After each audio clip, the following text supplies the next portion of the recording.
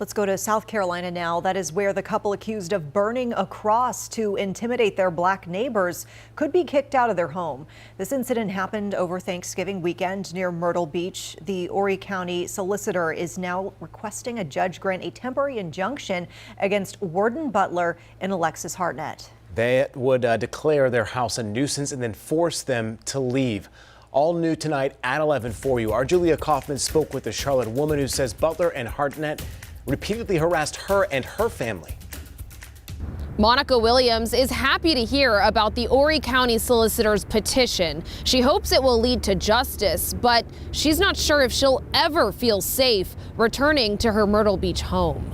Williams and her husband bought this Horry County house with plans to retire there.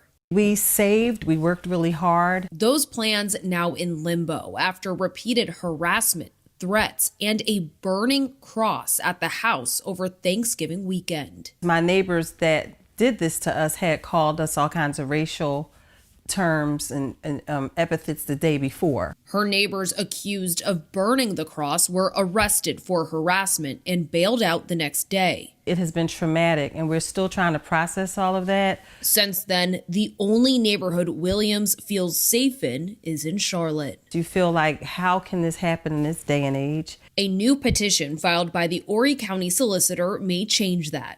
It requests a temporary injunction to force Warden Butler and Alexis Hartnett out of their house and close it down for a year, saying they've turned the property into a public nuisance to the harm and detriment of the public. It is a step in the right direction, and it's a start. But Williams fears retaliation down the road. And I'm not willing to put my family, my grandchildren, at risk for that. That's exactly why she's rallying for South Carolina to pass a hate crime law, which would worsen penalties for crimes motivated by someone's race, religion, gender, or background. South Carolina is one of only 2 states without one.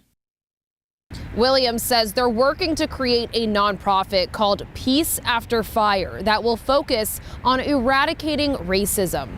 As for the temporary injunction, a hearing has not been scheduled yet. Julia Kaufman, WCNC Charlotte.